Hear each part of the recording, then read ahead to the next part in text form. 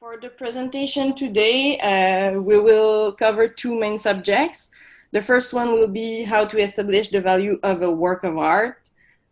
So it's very broad. I'll try to give you some tips, to give you some things you can grasp, and then you can say, okay, with that, if I use this idea and this idea, maybe I will be able to find my right price.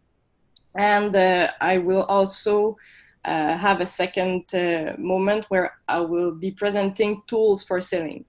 And when I say tools for selling, I'm not trying to make you into sellers. That's not why I'm here. It's really to give you maybe some documents. We'll look at invoices, authenticity certificates. So we'll look at really tools that can help you have good sales, and then that your sales can help you in the future also. Have one artwork very high, one artwork very low, and we cannot really see the link between those. You don't want to change your price all the time, having your prices up and then 2 years later having your prices down. You really want to create something that is coherent and that is based on your career, that is based on your curriculum. And the more you build your curriculum, the more you can build your price. So that's really the main idea here. And then with this coherence, you really need to have some lucidity, because you have to look at what you're doing, and then compare with others. And it's sometimes hard to see our work in relations to other works, but you really need to have this lucidity to say, okay, yes, I know that I could ask for like $2,000 for my piece, but it's because I really like it. I know all the time I put it in, but with lucidity, I know that I need to go a bit lower for my price, because if I look at the market, if I look at the other pieces, that's too high for the other compared with the other artworks. So you need to have lucidity, and it's not to like be in a self-pity way, or it's just to look at things the more rational that you can. And then I always prefer to go slow and steady than to go up and then you don't want to go down, but you're stuck with a too high price. So I prefer to start low if you don't have many sellings that you have already done, but then you can build it, and then every year you can add like a couple of hundreds of dollars for your price, and then maybe in 5 years you will have the perfect price for you, but you will also have built your resume. So that's something that you need to keep in mind. Maybe you will think that I'm always like starting too low, but I prefer to start low but to sell than to have a too high price and to be stuck with an artwork. Because to me, an artwork that is sold, an artwork that is on the wall of somebody, it's like a visit card for you. It's you are present in the home of somebody or in the office of somebody, and it's something that is really good for you, that is way better than having an artwork in your basement or like just in your closet because you don't have any more space. So I prefer to be able to sell, not to give the artwork, that's not the question, but I prefer to start slow and then to have the prices go up slowly. And then there's really the importance of building his or her reputation. I mean, you need to have a community around you. You need to be appreciated by the other artists, by the people from the art world.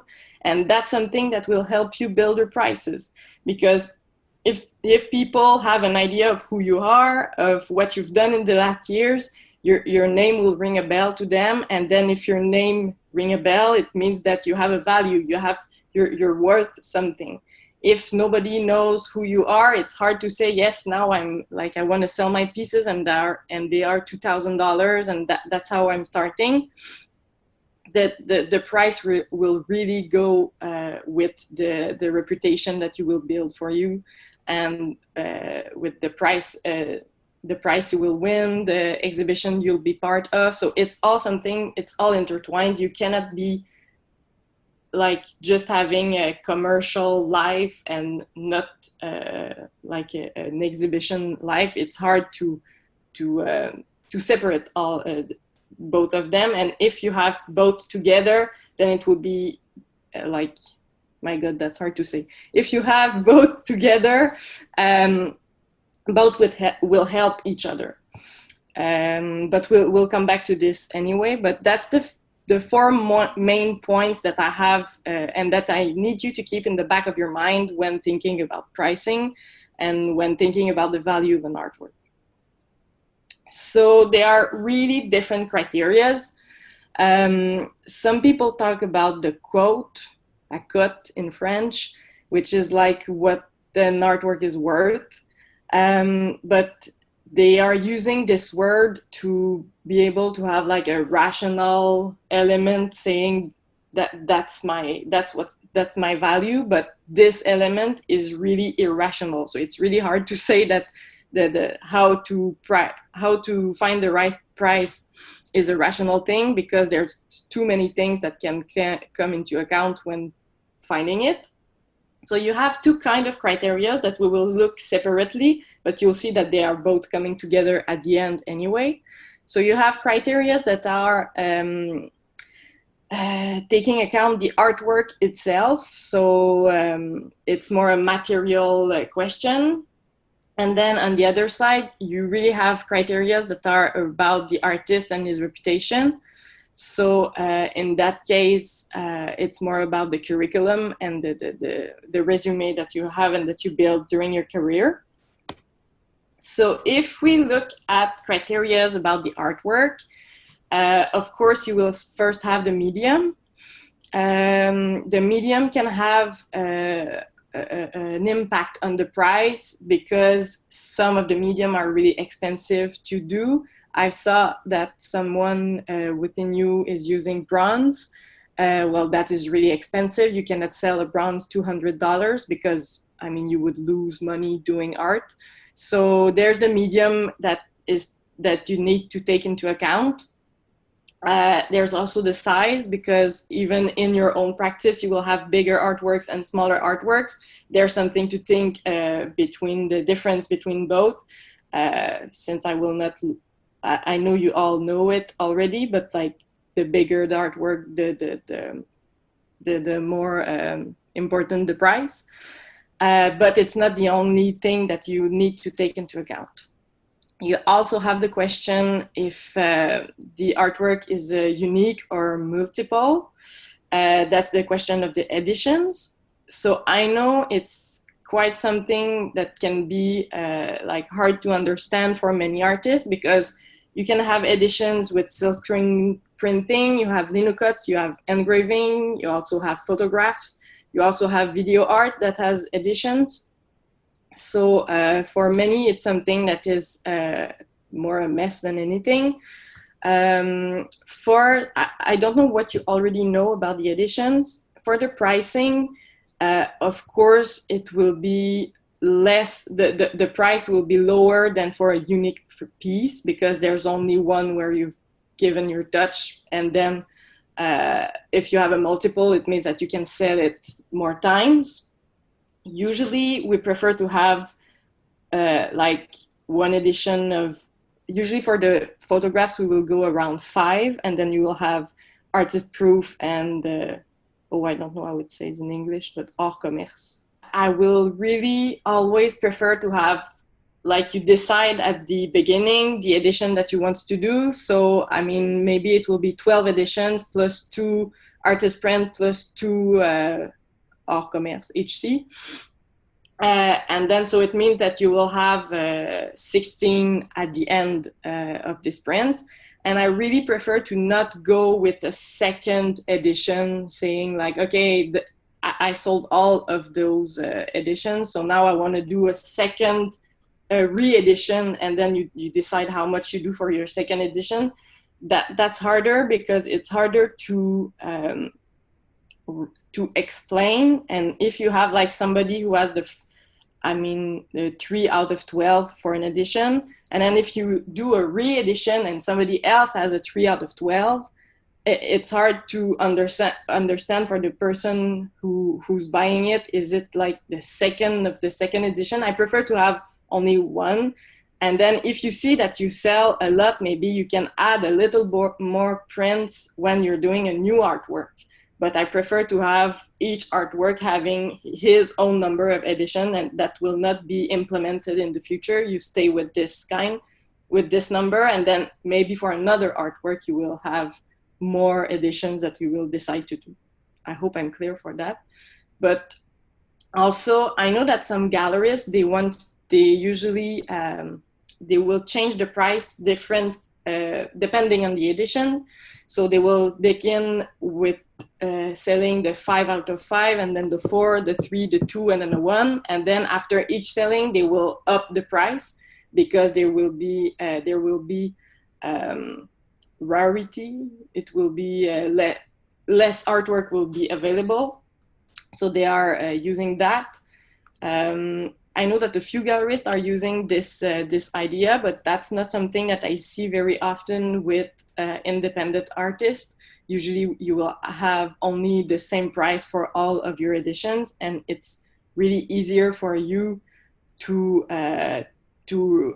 keep, and it's also easier for you to explain to the buyer, because if they see that their friend had the 4 out of 5 and then they have the 1 out of 5 and it's not the same price, I mean, you're not the gallerist, so you don't have the aura of selling that can like explain this kind of change in price. But I mean, it would be harder to explain and harder to like to apply. So that's not something I would go for. I think that's pretty much it for the multiple. If you have more questions about that, we can talk about it during the question period, or you can ask them now. It's as you prefer. But yeah, that's always something that brings a lot of questions, because many artists also have multiple in their practice. There's the criteria of the amount of time, and that's a very tricky one, because many artists, I do those kinds of workshops and coaching a lot, and many of the artists, the first thing that they will tell me is that I put so much time on this artwork. It was like I spent hours and weeks on it, so it's really, I really want it to be worth, it's really important for me in my career. And I mean, that cannot really be a criteria, because if we were to think like that, I mean, each artist and each artwork would be like thousands of dollars worth, because it's the whole career, it's your whole life. Everything that you do in life all the time, it's adding an experience, and this experience leads you to doing this artwork. So it's your education, it's everything that you did that add up, and then that give you the possibility of doing one particular artwork. So if you were to think that way, it would mean that all of your artworks, I mean, you would need to have a fair, like to count all of your hours of living, and they would all be in the price. So I mean, that would be impossible. So if the amount of time is to take into account here, it's like you have some practices that are really, really time consuming. You have some practices where you have like you're cutting a little paper every piece, and you cannot make a lot of artworks in your year because it's very time consuming. Maybe you can do like 10 artworks during the year. Or people with textile, they are dyeing their own textile, and then they are like they really have a very long process that could be taken into account.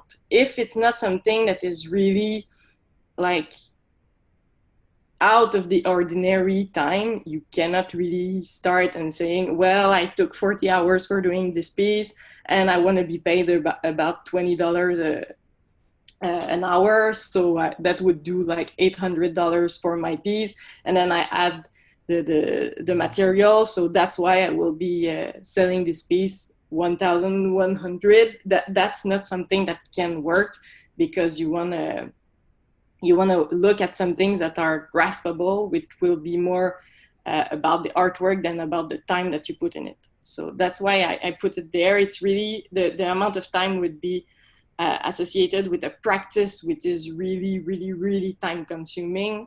So that would work, but otherwise I wouldn't go for that. Then, of course, there's the condition of the artwork. Please try to sell artworks that are in good conditions. Otherwise, well, the price will be down. So this cannot change how much your artworks are worth in general, but one artwork could be sold lower because of its condition. Then there's the questions of the series or the production year. For this criteria, it's more for an artist that has maybe that is dead or that is at the really end of his career. So in that case, maybe if we think of an artist like Riopel or Molinari or Bordua, well, for them, you have different prices for different periods in his career.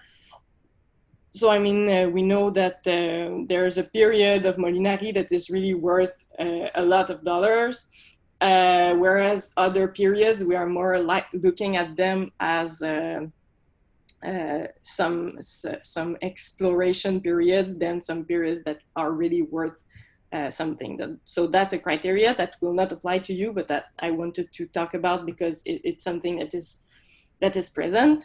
And then there's the idea of the city where the transaction is made.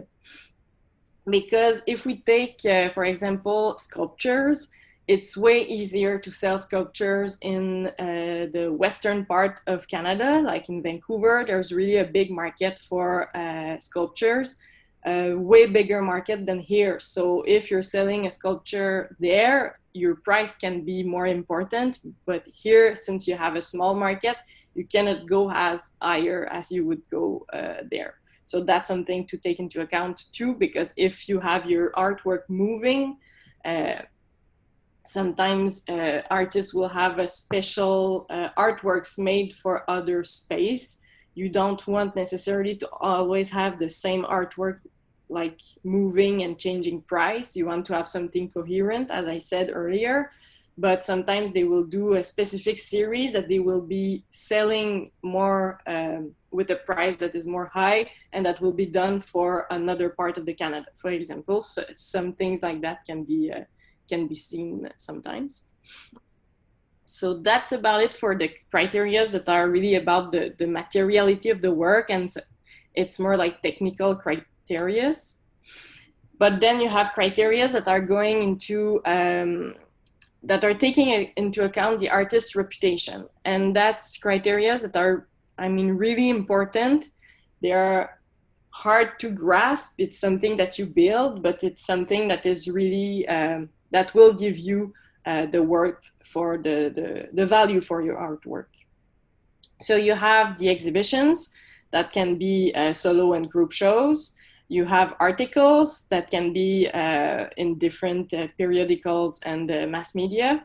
You have galleries. Galleries, it's not only if you're represented by a gallery, but sometimes artists will have like group shows in galleries, will be invited for special events or special projects.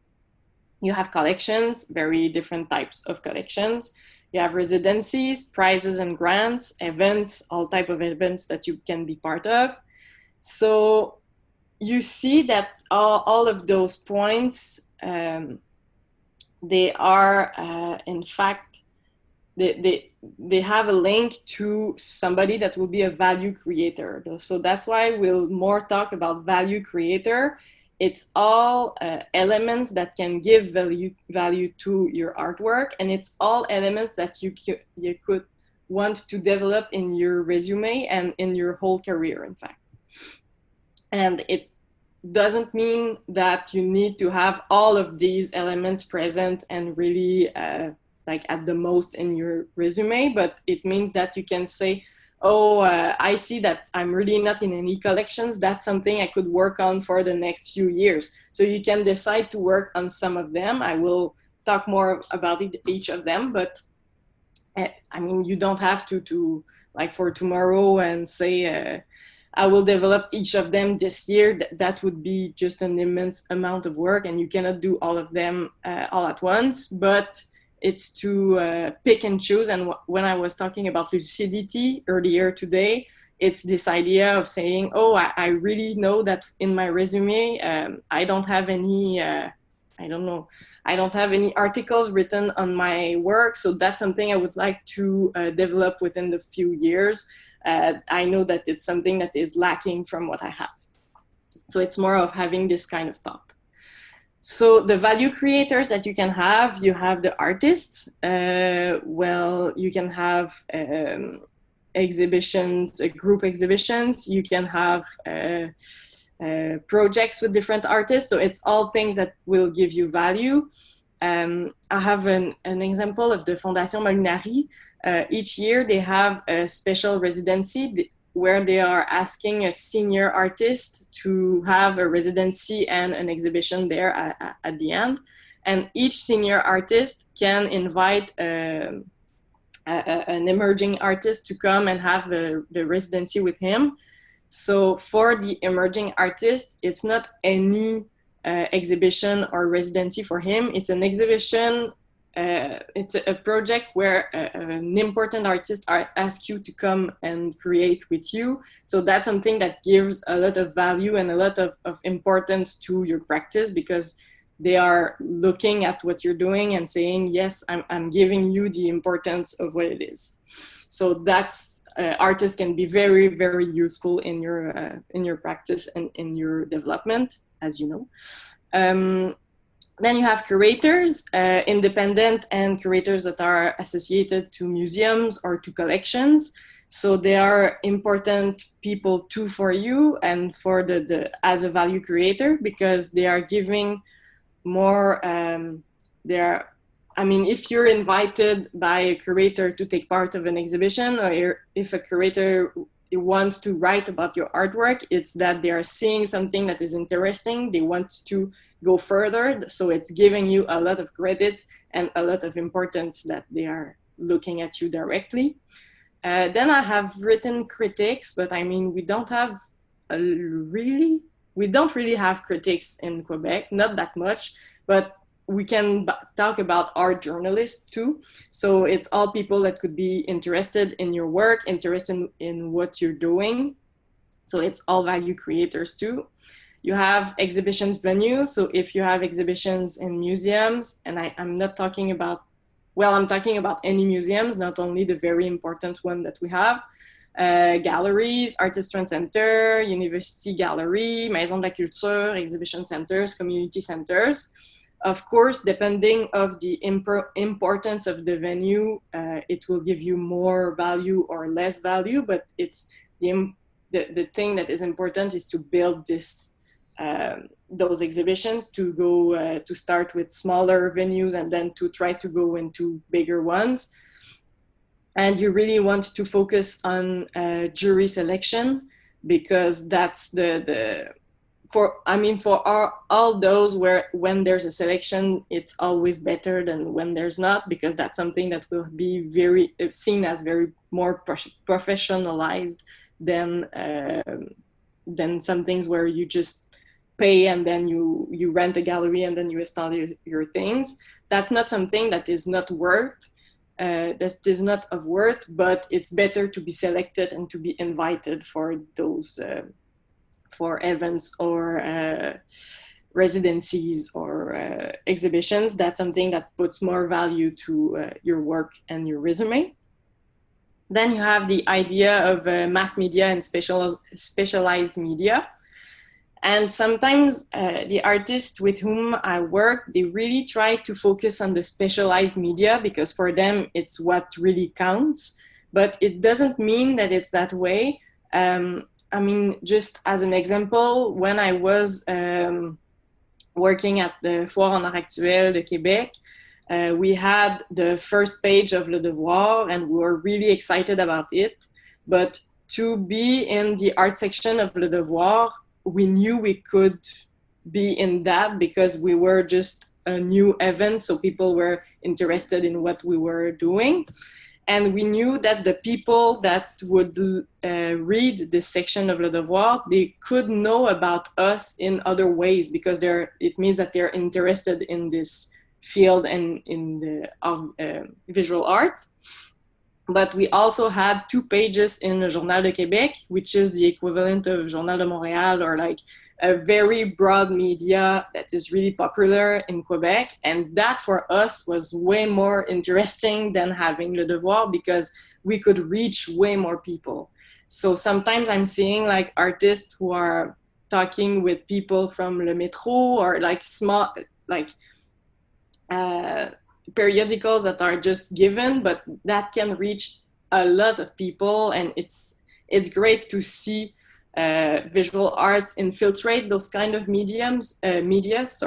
So I mean, do not just focus on specialized media. Sometimes if you have an opportunity to be in a mass media, go for it, because it can give you a lot of visibility. So that's why I integrated it here, because we don't want to look at it and just say, no, that's not important, or they won't talk about my vision, and they won't talk about like my process, and it's not a real in-depth article, but it can be very useful too. Then there's prizes and grants. I saw with the text that I had from each of you that many of you won prizes and were like already have those. So it's to continue to apply to some, to have grants from the governments and from foundations. So it's all things that give you value. I mean, I know you already know it, but it's something else. Then you also have the collections. Many like organizations, corporations, foundations have collections. And usually it's something that is not really present in the emerging artist curriculum. But I think it's something that is worth trying to develop.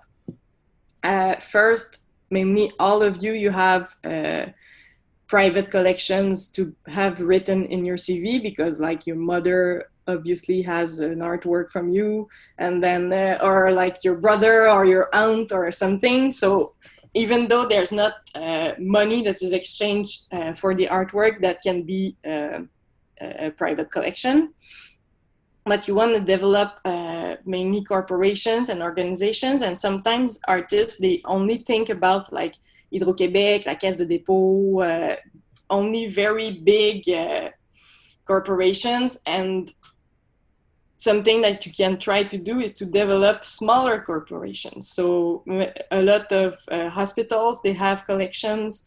You have architect offices, like many like liberal professions, they have money that is taken for buying artworks for the offices and all, and they can have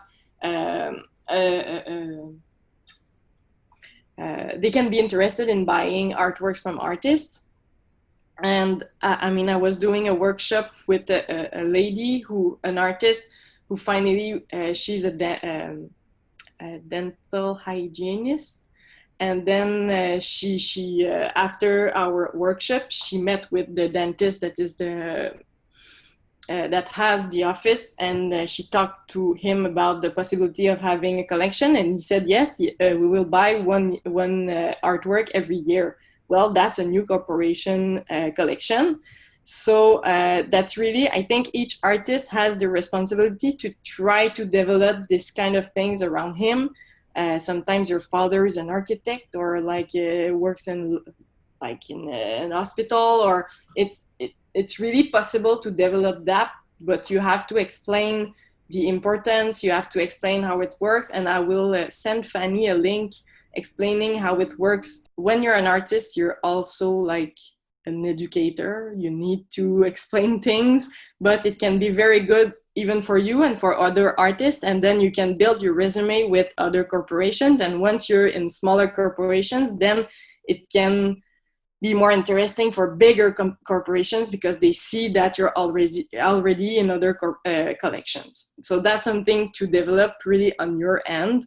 You can apply to museums too. Usually with museums, it's with donations. It's not really with, it won't be, they won't buy directly, but it will be through donations. But that's something you can look also if you're having an exhibition in a museum. You can talk about the curator and see the possibility of doing donations with them.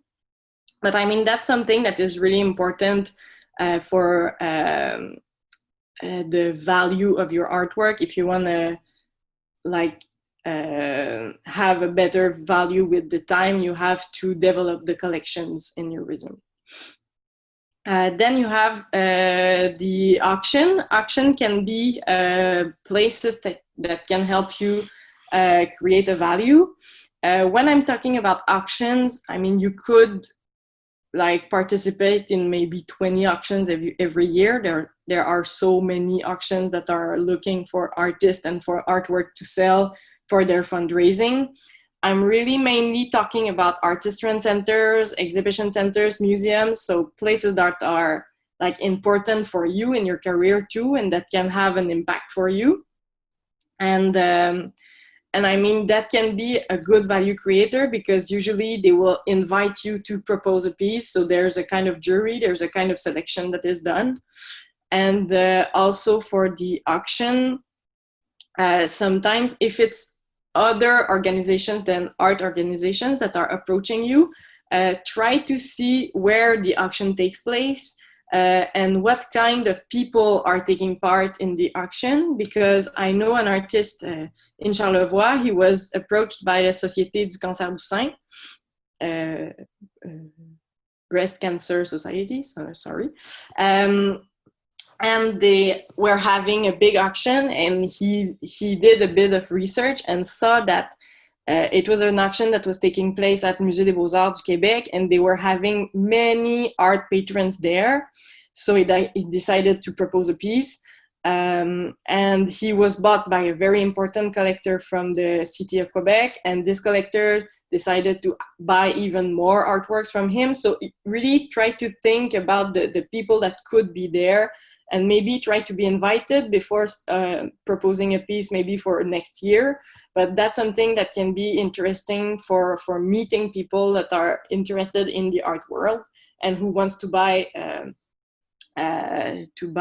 artworks. So yeah, so be like do not accept every offer that you have for auctions, because you won't have any more pieces to sell. But once in a while you can think about having a piece presented in auction, and it can be a good thing. There's events like fairs and symposiums that can be important too to participate in, and you have all the residencies that are available around the world. So I mean, there's a lot of value creators here, and I mean, each artist could spend his whole career trying to develop one of this value creator, and that would be intense to do. And I know it's a lot of value creators, but I mean, you really need to use your, like, look at your career and look at what you're doing and what are your forces, how you're good at what you're good at, and try to see, okay, yes, for me it's more residencies and exhibitions. I'm not really into the media, so I don't want to go in that side. So you really have to focus on yourself, focus on what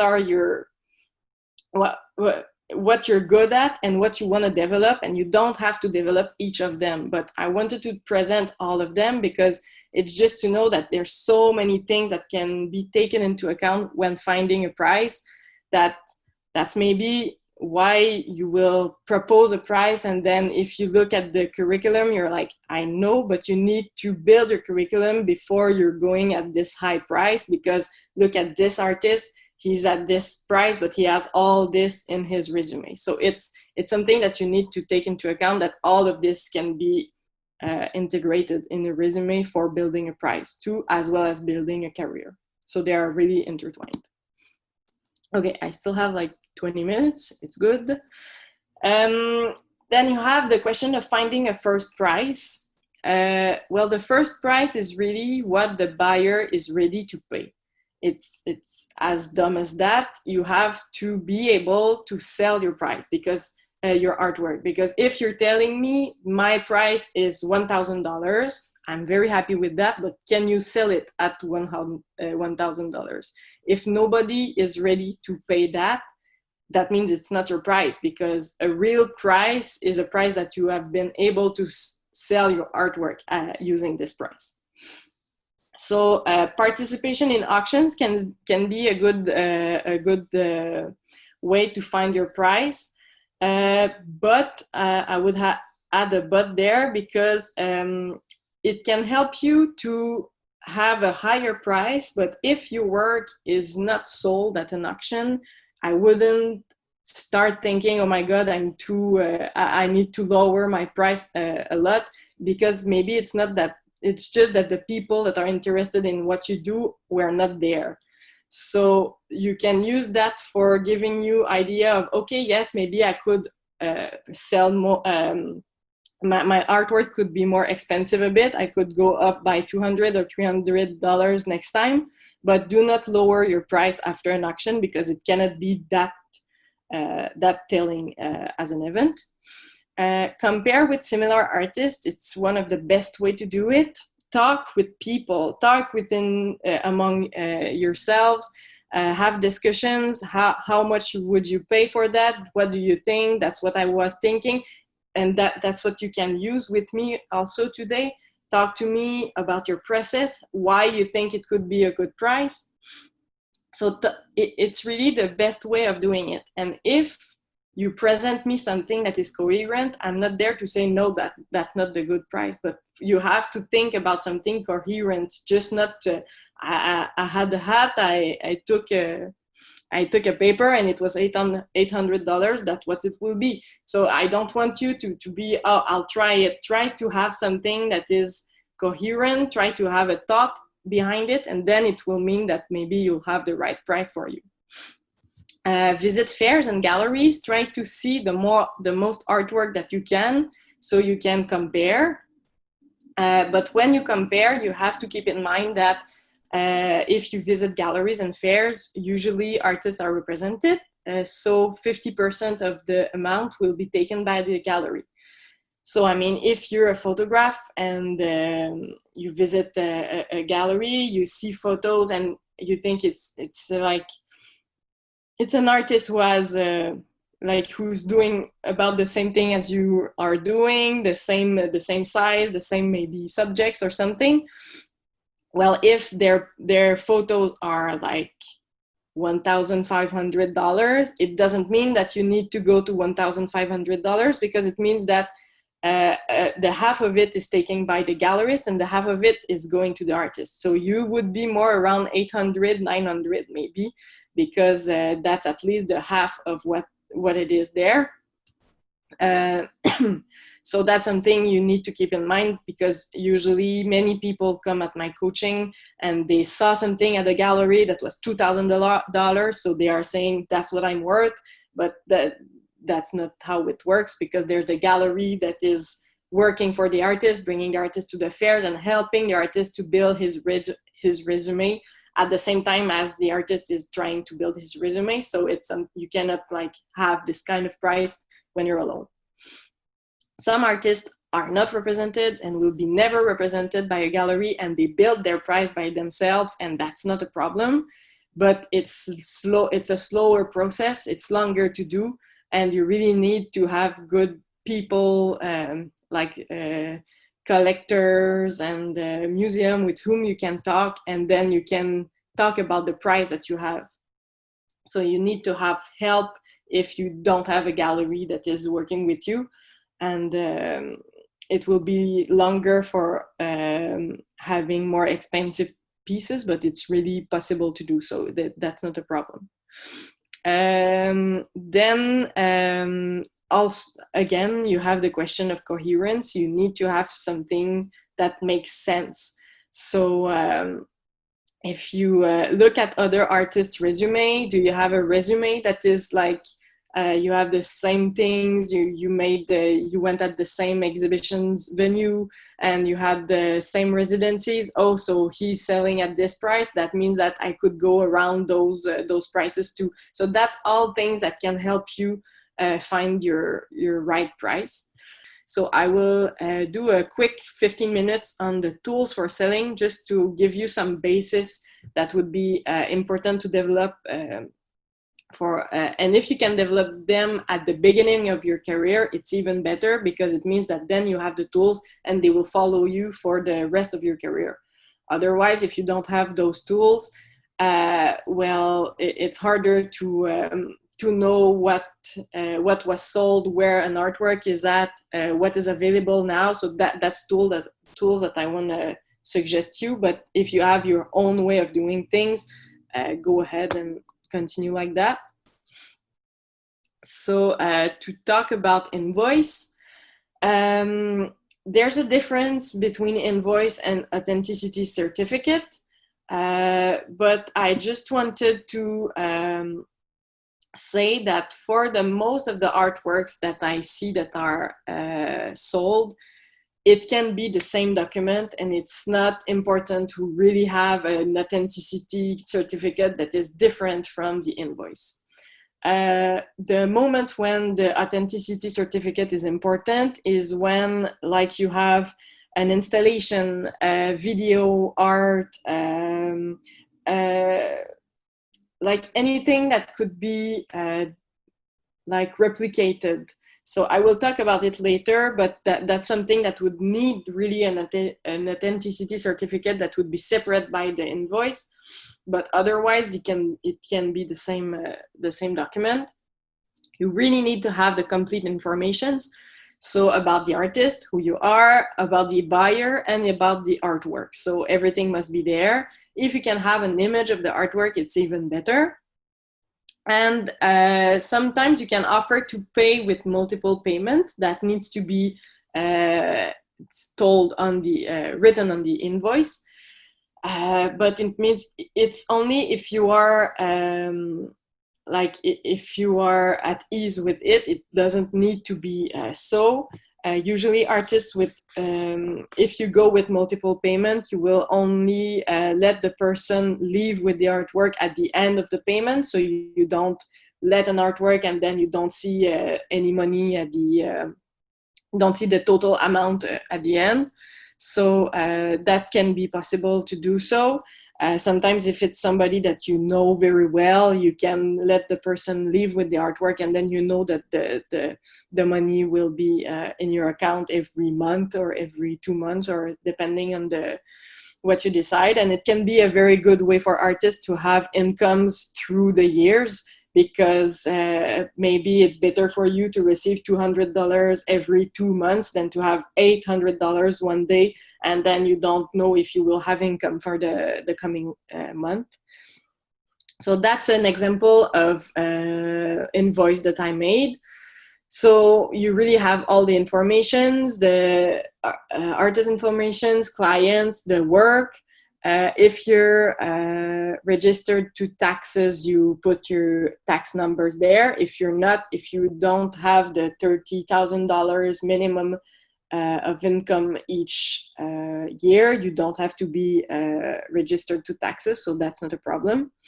And then, as you can see in the bottom, it's as if it was an authenticity certificate at the same time. So I, the undersigned, certified the authenticity of the artwork, complete name, signed in Montreal on September 4. So that's something that could make your invoice an authenticity certificate. And you can also look for other clauses that you could add, such as copyrights, loans, reproductions. So that's all things that you could add. I'll come to that later. So for those clauses, you have to keep in mind that it's not a document that is done by a lawyer. So it's more like an agreement. It's more like a tacit understanding between the buyer and the seller, than something that could be used in like in a court of law. So it's more something that is suggesting, but it's not something that you can like use as an official document. So sometimes artists will mention that they could ask for loaning the artworks, like if they have a big exhibition in a museum and they know that this piece, they know it's an important piece in their career, you can add this kind of clause to say, maybe I will take the artwork back for a few moments, and I can loan another artwork to replace it before during the time that the artwork is not at the home or at the office. You could mention the reproduction rights also for the buyer. So reproduction rights, it's usually when people, they buy artwork, when they're not from the art world, they have no idea about the reproduction rights. They have no idea, like for them, they are buying an artwork and it's theirs, so they can do whatever they want with it. So in their mind, they could like take a photo of it and do the next I don't know, holiday card, and then for their family, or have a photo of it and use it as a poster. But people, they don't know that it's not right. It's not that they want to be wrong. It's not that they want to like take advantage of you. It's that for them, it's an object that is theirs, so they can do anything they want with it. They don't know that the artist still has some rights on the artwork. So to include those kinds of clauses would just, it's more like an educational way of doing things, so that they are aware that it's theirs, but they cannot do anything they want with it.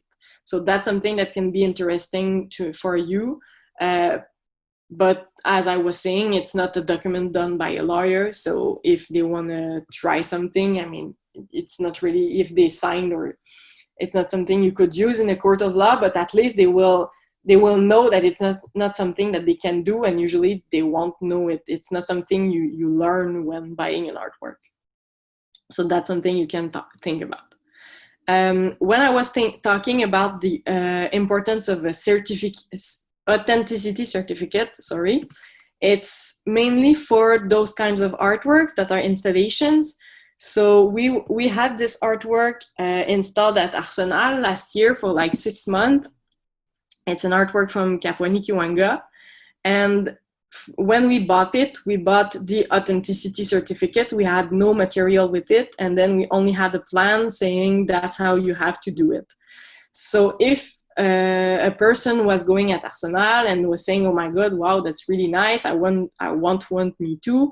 If you just take the measures, you see how it is, you can try to reproduce it. You can, if it's things made with like everyday material, construction material, it's easy for people to replicate it. It's the same thing as a media art or sounds that can be easily replicated or copied. So that's those moments where the authenticity certificate is important, because we have this certificate which proves that we have an artwork from Kapwani-Kiwanga.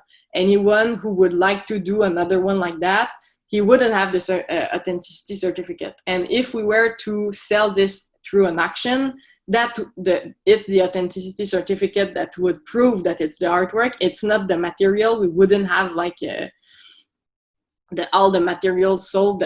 That's not the point. It's the same thing like we have a Julia Dalt. It's the authenticity certificate because the plexiglass, you can buy it anywhere, box and wraps. You can try to replicate this kind of artworks very easily. So that's when it's really important to have this. Then another one resource that you can go and see, I think it's only in French, but maybe they have some parts in English too. It's through RAV, so Regroupement des Artistes en Art Visuel, through Art Visuel au Québec, and then Contrat et Licence. They have lots of licenses and examples of clothes, like for selling with a gallery, working with a gallery, with exhibition space, with reproduction rights. So there's really a lot of elements there that you can go. And I think that some of the licenses are in English and some are in French. So it can be really a good tool for you to have ideas about clothes, or if you're having to sign something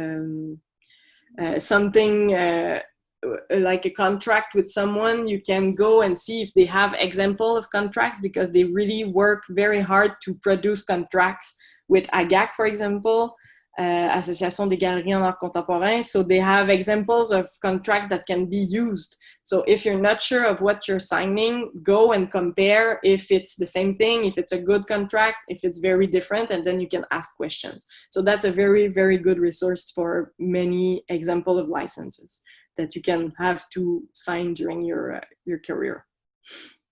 And then another tool would be lists. It's really important to have lists, at least one of sold artworks. So you need all the client's info, all the artworks info, the price and all, because if you need to loan an artwork for an exhibition, or if you need to have an artwork documented after it's selling, you need to be able to go back to the seller. You need to know where an artwork is now. Too often we want to like loan a piece, and then we contact the artist, and the artist is like, I don't know. I sold it 10 years ago and I don't know where it is now. So you really need to keep track of those things. And the list of available artworks is really important, because like if somebody contacts you through your website or through Instagram and they're interested in your work, you cannot say, oh yes, I will send you a list of available work within the next 2 weeks. If they contact you now, it's that they're interested now. So within the next 24 hours, you need to come up with available artworks. Not, oh yes, I will have to make a list. That's too long. So maybe you will just lose the interest of the person. So be ready. When you finish an artwork, document it, put all the information, find a price, and then it's done. It's not very long. It's way easier to do it that way than to have to do a list right now and to do the photos and find the artwork and then take the measures. That's too many things that you will need to do. Do it regularly, so it will be way easier for you if people are interested in your artworks. That's an example. For the client, you could have all the different infos of the client that would be listed there too. An installation or just an artwork that is normal, you have to think about the buyer. You have to help the buyer with the installation of the artwork, even though it's a painting, even though it's just a drawing.